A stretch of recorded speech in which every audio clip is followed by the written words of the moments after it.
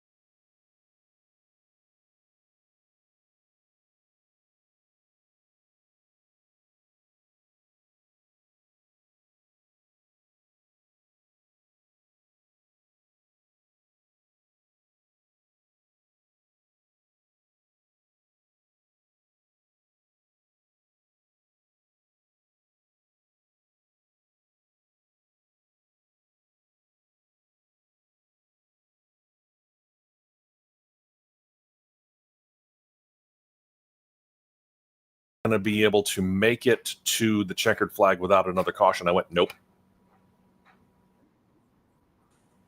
And wonder of wonders, they did. It didn't have no caution flag, and in a four-wide finish, Ryan Blaney was able to make his way up from 12th with 3 laps to go. He gets the win. Less than 0.2 of a second ahead of a second-place Daniel Suarez, who just missed out on an upset playoff berth. And think about the guys whose names I'm about to mention here in the top 10.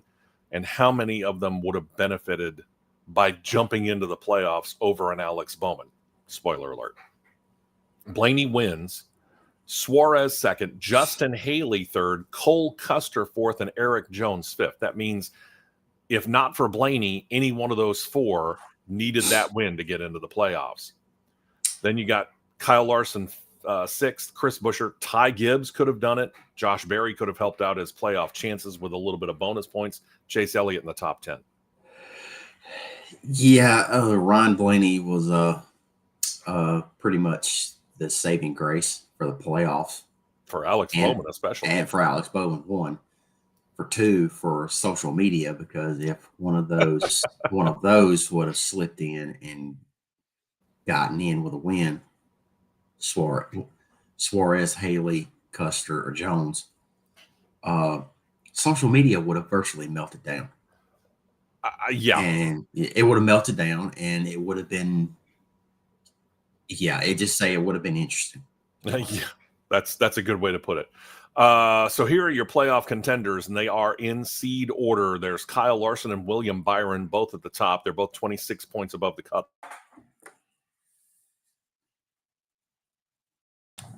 Up 16 up is Shane Van Gisbergen. Think about that for a moment. That'll come into play when Matt and I'm sure, talk about our playoff predictions here in a little bit. Chase Elliott, 7 over. 4 overs, Chase Briscoe. Then you got Bubba Wallace and Austin Cindric up above the cut line, just barely. Ross Chastain and Joey Logano 1 ahead. Those who are under the cut line going into the race number 1 this weekend, Josh Berry and Tyler Reddick, they're 1 down. Excuse me. Austin Dillon's 2 under, 5 under is Alex Bowman. And you think about the 3 races that we got coming up, no real big wild cards in the first round here, but you do have Bristol, which tends to wreak havoc with people, and Darlington. You and I know Darlington very, very well. Not exactly the most predictable of tracks when it comes to exactly what's going to happen back in the field.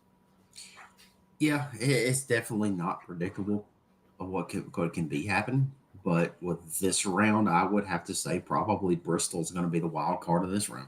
I would agree wholeheartedly. Last Sunday belonged to the NTT IndyCar series as they raced the famed Milwaukee Mile.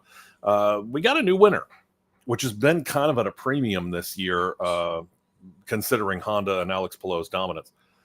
A little bit of help from Mother Nature, too. The team using smart tire strategy, and one Christian Rasmussen is able to come up, powered by the pole sitter and the champion Palou with 16 laps to go, and there wasn't anything Palou or anybody else could do about it. Alex Palou, as dominant as he has been, to see Christian Rasmussen kind of, I don't know, almost take him to school, it seemed like there, at least for 16 laps, was pretty impressive.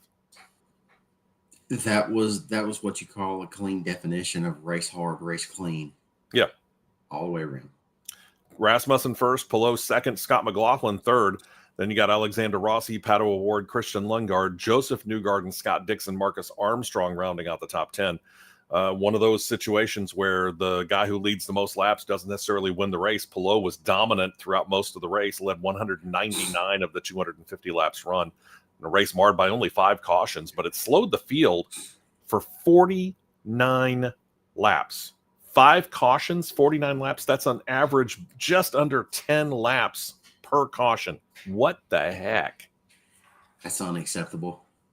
That is extremely unacceptable for caution to be 10 laps. We've talked about the fact that we think that caution flags within NASCAR, specifically the Cup Series, take way too long. They're running around just at pace speed for 2, 3, sometimes 4 or 5 laps, depending on the track, much longer than they need to be. Entirely. I can't see any reason why those caution flag laps averaged just under 10 per caution. That made no sense to me. Absolutely none. Yeah, absolutely none. Palou leads 670 points. Obviously, he's the champion. There's still some room for movement here behind him.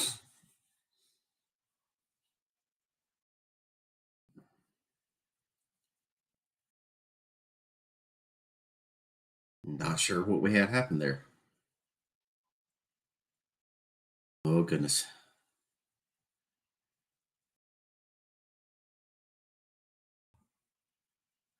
Well. Everybody watching hate to say that we've lost Steve on a connection issue, so we'll try to get him back here momentarily. Hopefully he jumps back in and has no problem.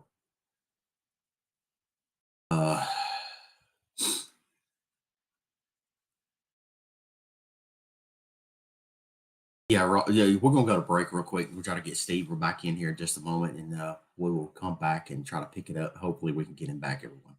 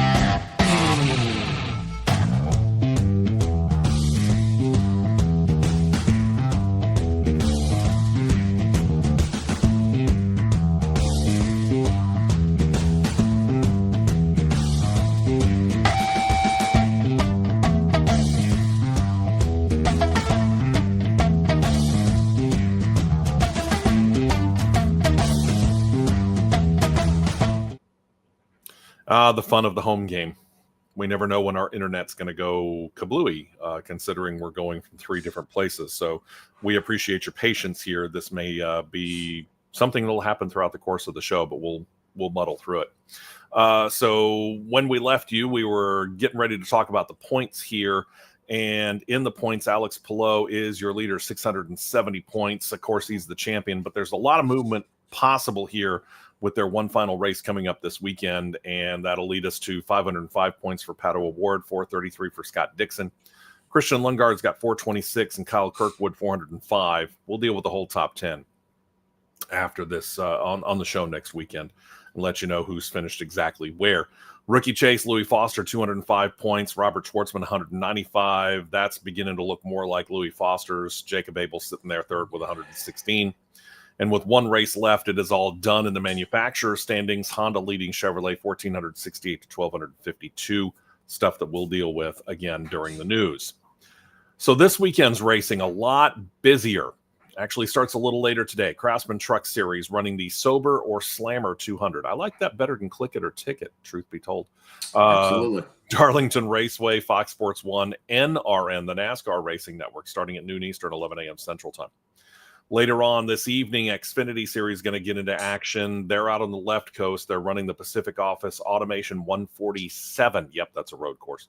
Portland International Raceway, race on the CW and MRN radio starting 7:30 p.m. Eastern, 6:30 p.m. Central Time. Then tomorrow morning, Formula One gets us into Sunday action. I was just watching, they do a qualifying pre-race show on Sky Sports. So I was watching that just before we went live here on YouTube. I don't have it on in the background just because I'm trying to make sure that my internet doesn't screw up. But that didn't work earlier, did it? Heineken Dutch Grand Prix, Zandvoort Circuit in Netherlands, 14 turns, 2.9 miles long. That's one of the shortest courses that Formula One runs on. And you think about it, 20 cars, next year 22, on that short of a course, you're going to have to really carefully time yourself out in Q1. Yes, you will. Yes, Good luck with that, boys. ESPN's got the coverage, 9 a.m. Eastern, 8 a.m. Central Time here in the U.S. IndyCar next up with the aforementioned season finale, Borchetta Bourbon Music City Grand Prix, Nashville Super Speedway. Unlike last year, Matt and I are not going to be there this year. Other things going on. Starting 2 p.m. Eastern, 1 p.m. Central Time. That'll be on Fox tomorrow. And the Cup Series first playoff race will be at Darlington. It'll be tomorrow evening. It'll air on the USA Network and MRN Radio. Means no Peacock. I'm going to harp on that, but I'm not really going to spend a whole lot of time harping on it. I'm just going to mention it every time. 6 p.m. Eastern, 5 p.m. Central Time. And then the final race of the NHRA's regular season comes up with eliminations getting underway for the Cornwell Quality Tools NHRA Nationals in Indianapolis on Monday, Labor Day. That's right. They're going to do the eliminations on Labor Day. On-track eliminations start at 11 a.m. Eastern, 10 a.m. Central Time. Fox will pick up the coverage starting at 2 p.m. Eastern, 1 p.m. Central Time. So racing all throughout the course of the weekend. Good stuff. Yep, that it is. All right, let's do this here. Cup Series is where we're going to start because some of the bigger news here is really out of that series. It's kind of spread out because we got scheduling to talk about here. One is more rumor than anything else. I'll admit to that. But we keep hearing drips and drabs about what IndyCar is going to do. So we'll get into that. NHRA's got some scheduling out as well. So plenty to get to here, but they finally did what we figured they were going to do. Trackhouse racing. You and I, Matt, we saw this coming when they announced Daniel Suarez was going to be out of the 99 car at the end of the season. And Saturday, as is fairly typical, shortly after the show was completed, Trackhouse made it official in the Daytona Media Center. Connor Zilic indeed is taking over that car for 2026. Yes, color us all shocked. Should you? Not really. The worst kept secret, arguably the worst kept secret in the last 10 years. Yeah, or certainly one of them anyway. Connor Zilic is the ripe old age of 19. Good grief. After last weekend, he's got 7 Xfinity Series wins to his credit. We understand that Parker Kligerman was actually the guy that brought it across the finish line, but because Connor Zilic started it, he gets the credit for that win. Will he actually be in the 99 car? That's the question. And maybe not. According to Justin Marks, Marks said during the announcement that the car number, crew chief, and crew lineup is forthcoming, but added that Zilich's main sponsors, which are WeatherTech and Red Bull, they're going to remain as the two primary sponsors for next year. As for the car number, there is the 99, but there's also 87. That's the number Zilich has used in his handful of Cup starts this season with that organization. If you were going to make a bet, Matt, what would you think they would go with? I would say they would probably go with 87 to where he would keep his own identity, because they did that with SVG for them creating his own identity with 88. Sure. So I realistically think it's going to be 87. Okay. And he's got WeatherTech and Red Bull, WeatherTech and Red Bull with Gisbergen as well. Yeah. They're throwing some money out. They are. And I don't think it would be the worst thing in the world for them to say, hey, we've got consecutive numbers, be it 87 or 89 for that matter. Yeah, that is true. I'll see more 87, and then you're going to see. Pretty sure I feel like you're going to have Red Bull come out with an alternate scheme and be a reverse of what one or the other would run. Red Bull is probably going to be on those cars multiple races. Oh, I'm sure of it. Yeah, I'm sure of it. It's going to be fun to watch and see how they exactly do it, because we've kept an eye on that here. And when they both run Red Bull schemes, there's been just enough of a difference between what SVG has run versus what Zilich has run to be able to fairly easily be able to tell them apart on the track, other than just the numbers. So it's pretty cool. It'll be fun to watch. And then lawsuits, of course, we know about the NASCAR versus 2311 and Front Row Motorsports. That got ugly on Friday. Nothing really came out of it except for a whole lot of people chirping. We're not really going to get into the details of that. The other lawsuit is what I want to talk about here. The judge in the case between Rick Ware Racing and Legacy Motor Club ruled that Ware needed to cease all work towards selling the organization. The two teams did agree, this much we know, to sell a charter to Legacy from Rick Ware. But the legal proceedings about it came about when Legacy and Ware disagreed over exactly when that sale or transfer of the charter was to take effect, right? Yeah. Now, what we know, again, for sure, is that Ware, they're already in a pact with RFK Racing. This year, they've leased one of their two charters to RFK Racing. That's the one that's got Ryan Preece and the number 60 car out on the track guaranteed. Yep. What they were going to do at the end of this year, because when you lease a charter, according to the rules, you can only lease it for 1 year, and after that year, you either have to use it or you have to sell it. So what Rick Ware is going to do is swap them, and they're going to lease the other charter. This was the original plan, from what we understand. Lease the other charter to RFK Racing so the 60 car could continue, and then use that charter that is leased this year to run. And then they were going to sell the charter to Legacy in 2027. Stop me if I'm wrong anywhere here. That's from what I understood as well. Okay. So let's go to Mecklenburg County, North Carolina. Their Superior Court Judge Clifton Smith ruled in favor of Legacy, has been seeking an injunction against the sale of the team to TJ Pusher, who is, of course, the co-founder of Spire Motorsports. This is just another turn in that drama. Pusher, ironically, happened to be the broker of the sale of that charter to Legacy. So how this is coming about, I'm not 100% certain. I wish I knew, but I don't know. This whole thing has become a massive soap opera on the scale of what 2311 and Front Row Motorsports versus NASCAR is becoming. It's getting up there. It's definitely getting up there. Yeah. It's past ridiculous.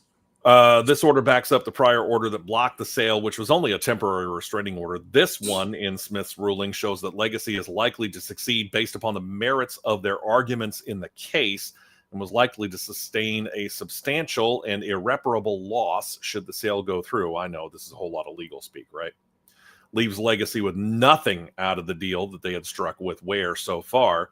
The trial slated for January. Legacy now has a second lawsuit on the books as well. This time it's against Pusher. Legacy claims Pusher's attempts to buy is causing interference with their dealings And predictably, all consulting contracts that Legacy had with Pusher terminated. Not a surprise, for sure. Yeah. Not a surprise. I don't know where this is going to go, truth be told. I mean, what Pusher's willing to do is admirable to a certain extent, because he sees an opening for him to get back into ownership, because he was part of the Spire ownership. Yeah. So I get that, but at the same time, this information change commission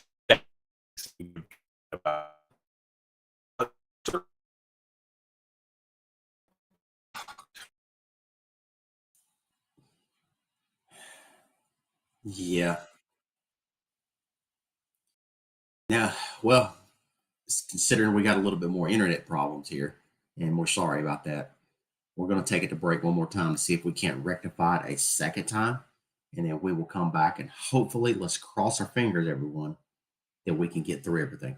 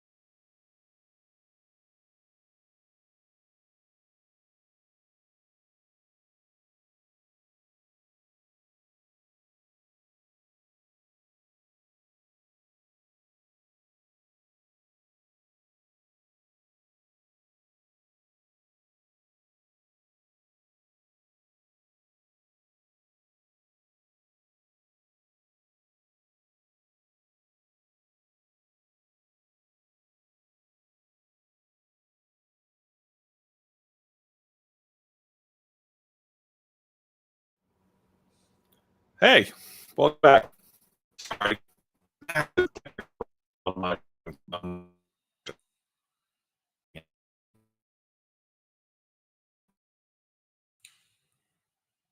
Well, everybody, let's say they're right here. Steve's got a major internet problem going on that's not of his fault whatsoever. So, and where I'll apologize for him because I know he is extremely past the level of frustrated to where we can we're not able to get this done and do what we want to set out to do because we keep having constant internet problems on his side, and that's not his fault whatsoever. So, let's see if we can make this the third time this charm. Take it one more time back to a break, see if he can get his problem fixed. And if we can get the problem fixed, we're going to truck right on. But if not, we're going to tighten everything up to a point where we can do at least our playoff predictions for trucks and cup and then go from there. So we'll take it a break one more time and see if we can't fix this.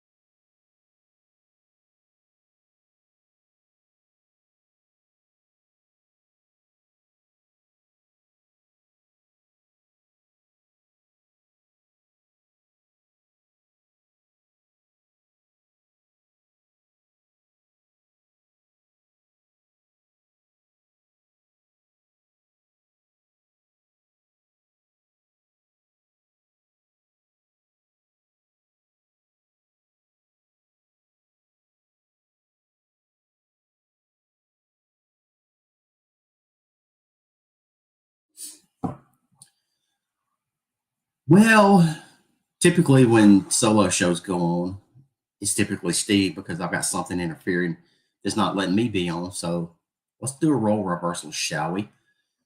So what we're going to do for the remaining part of the show, because a lot of things there that we can touch on here in the next future episodes of either Cross Flags or the Big Show.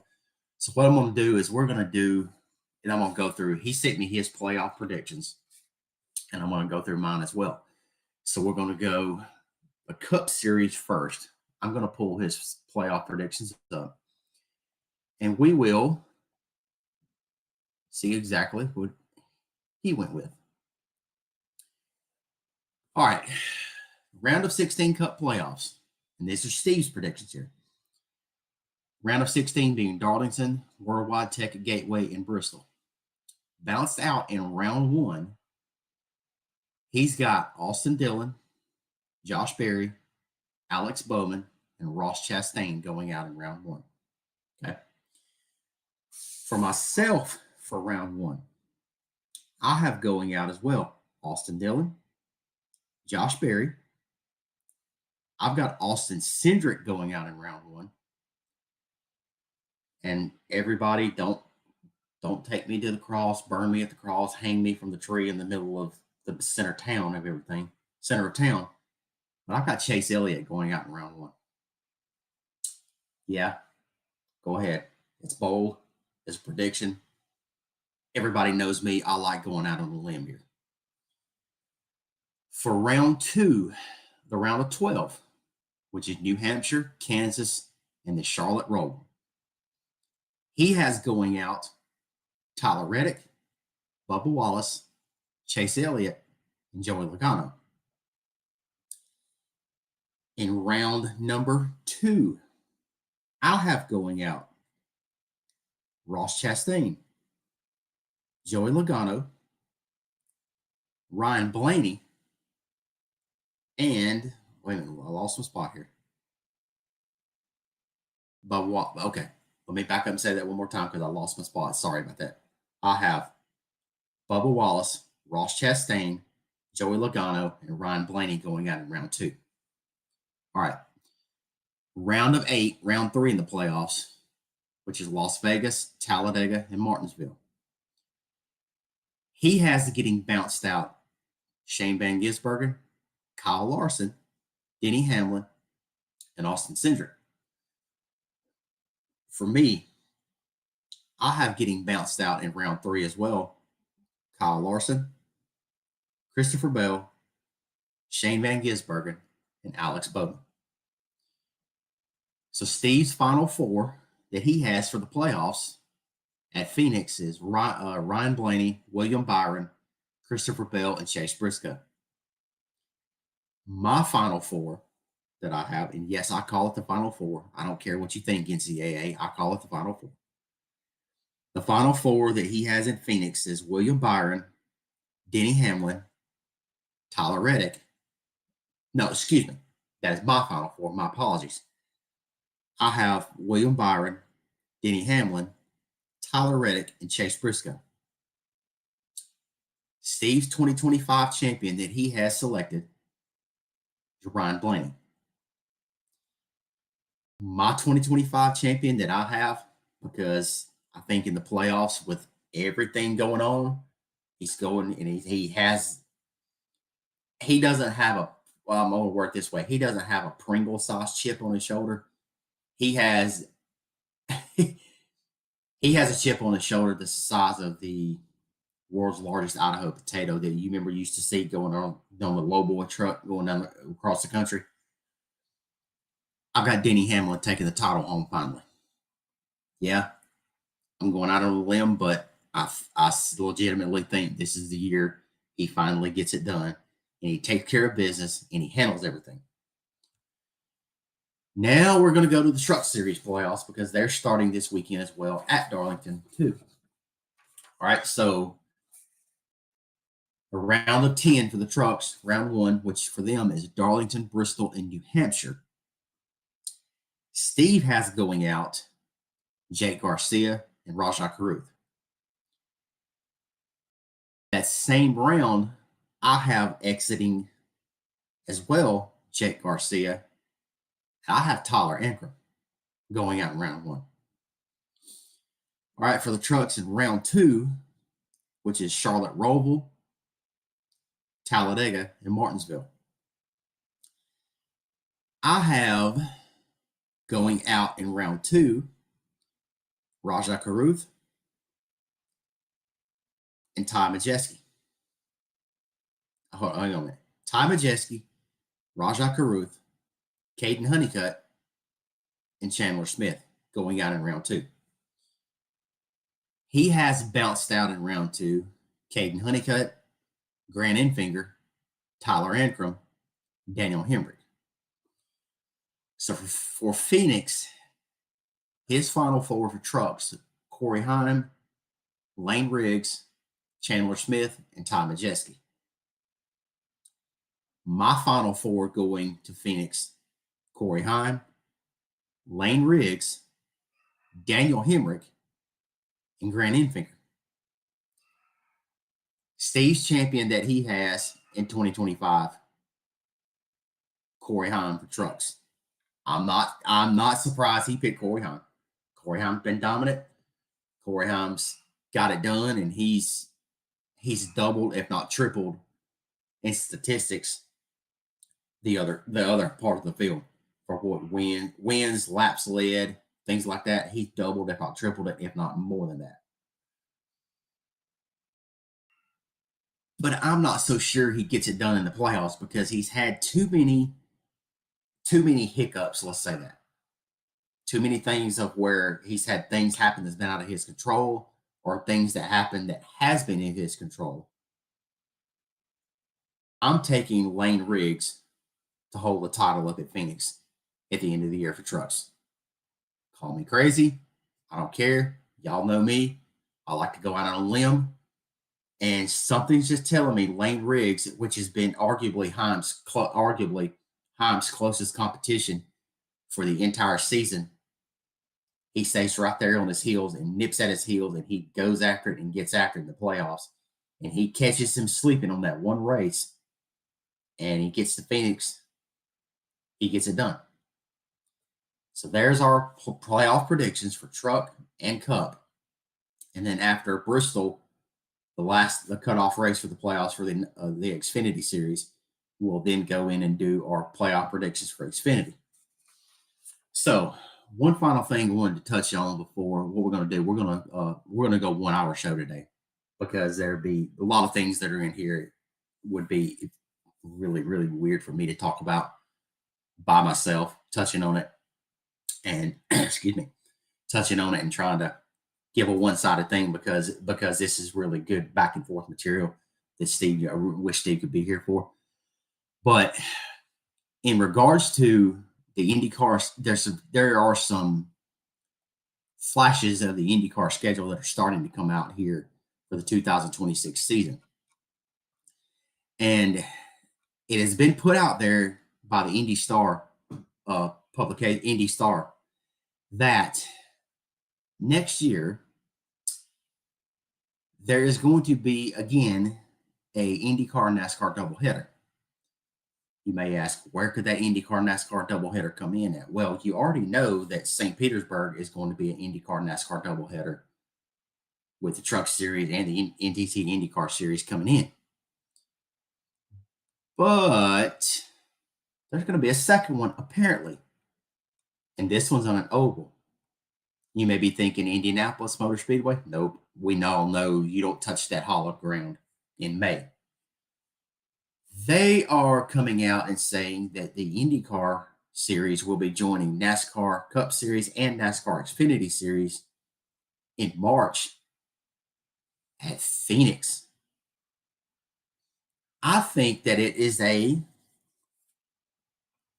good thing the IndyCar is going back to Phoenix on the oval because I think the way Phoenix is set up is now, it would produce a pretty solid, I'm just going to say it in an old school Southern way, a jam-up race, start to finish. Here's where the catch comes in with that right there. From the looks of it, this is a Fox-pushed doubleheader. what it looks like to me.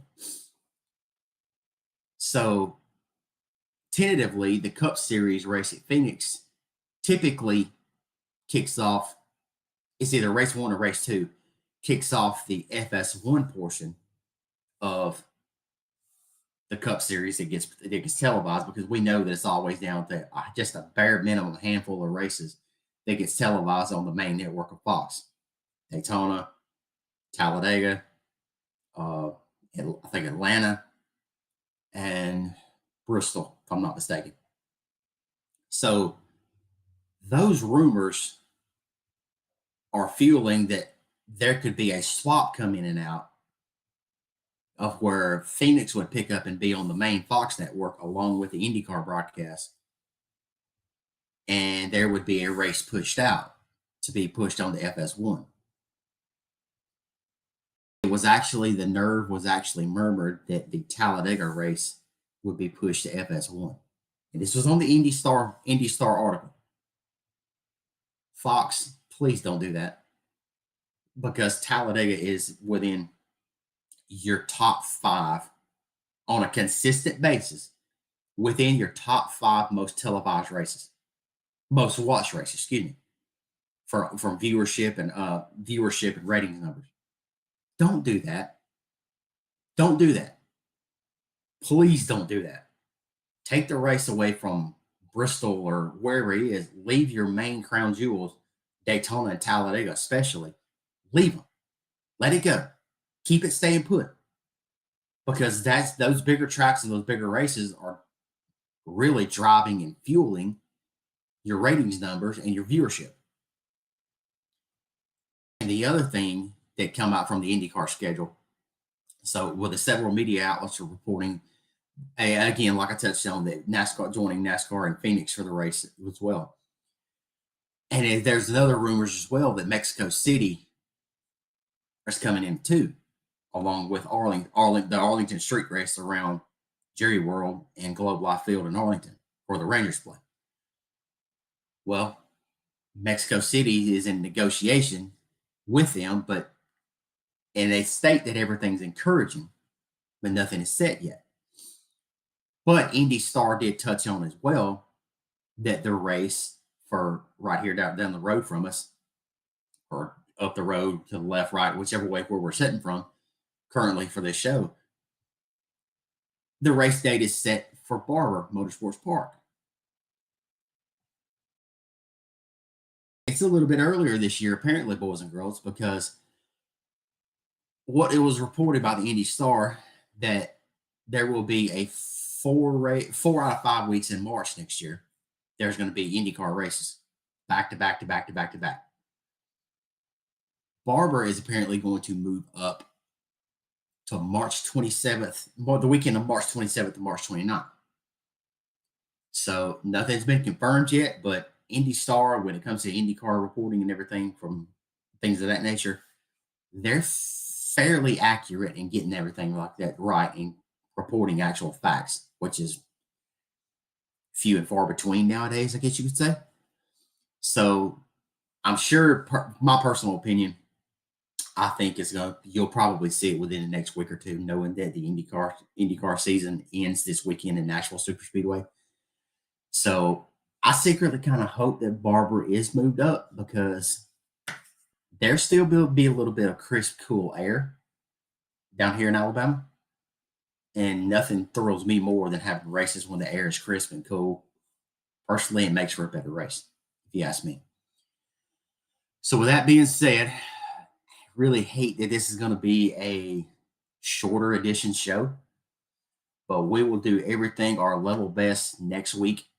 It's to be determined depending on how Alabama has a late game next week, so we should be in good shape to be back in studio next week, and hopefully, let's cross our fingers, we don't fight with anything, internet related issues or anything like that. So everybody take care of yourselves. Have yourself a fantastic week. Enjoy the racing. College football's kicking off. My team played last night, so I really don't have anything to worry about because we're in the win column. So we move on. We truck on. Let's keep it going. So on behalf of Steve, he hate that he can't be here. with internet problems. In behalf of producer John, I'm Matt. You guys take care. See you guys next week. This has been a presentation of the Championship Racing Network.